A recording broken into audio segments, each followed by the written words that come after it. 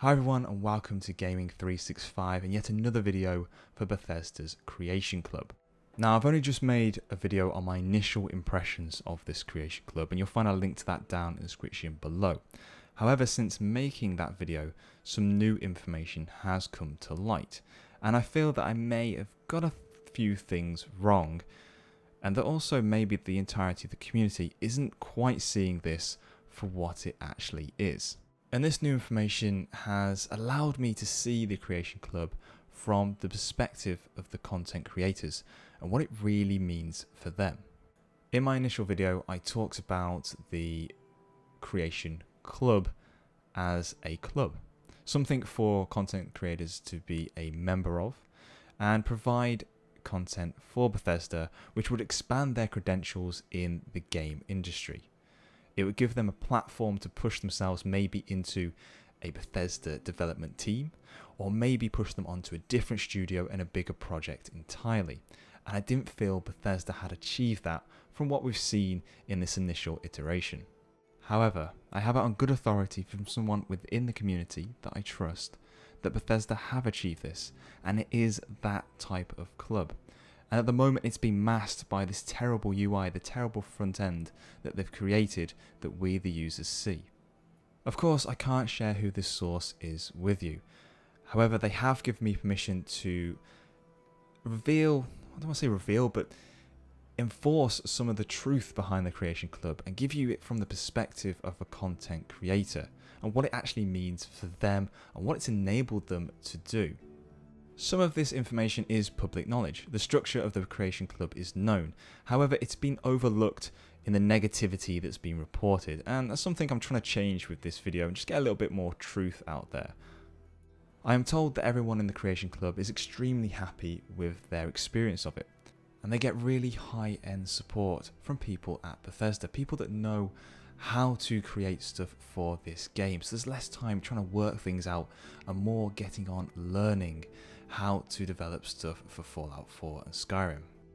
The content providers are contracted by Bethesda, which means they effectively work for the company and they're paid for their content up front before it even goes on the club.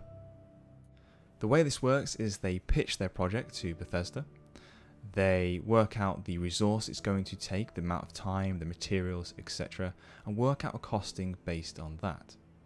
This also means though, like that's been reported, they don't receive any commission of the mods once they go on to the Creation Club because they've already been paid for it, which again means Bethesda will be receiving 100% of what's purchased off there. But this is fine because current Bethesda employees that worked on Fallout 4 don't receive any commission off its sales. They are employees of a company that's already been paid and it's in their contract, and you know, they get a yearly wage. They may get a bonus based on how well a game does, but they don't receive any commission from the game sales.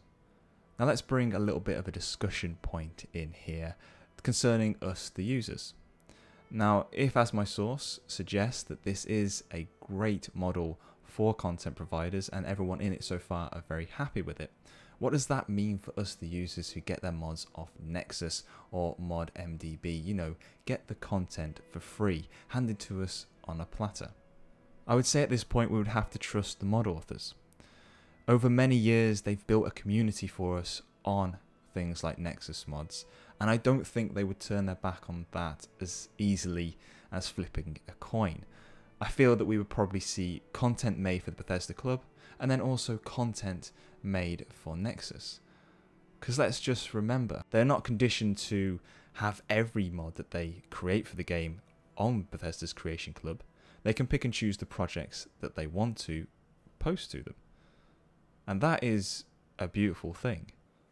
But don't get me wrong, I'm not saying that the Creation Club is without its flaws, because it clearly is.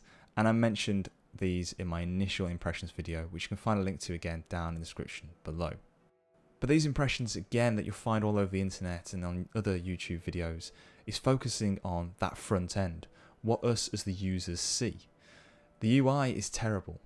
It needs a lot of work. The costings maybe aren't correct and it has microtransactions. But on the back end where the content actually comes from, the experience is very good.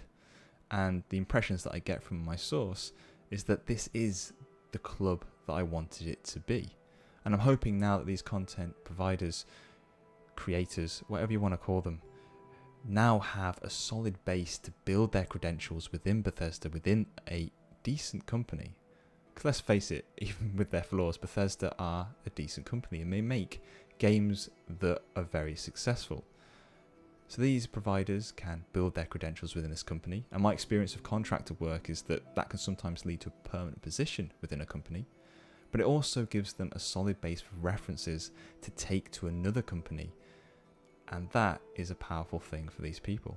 It means they are able now to find work, to find jobs, doing what they love doing. I hope you've learned something from this video. I hope it's helped you see this from a different perspective. And I'll leave comments open down below so you can give your impressions. I'll try to answer questions as they come in, but obviously I can't say much more than what I've said in this video. As always guys, thanks for watching, and I'll see you in the next one.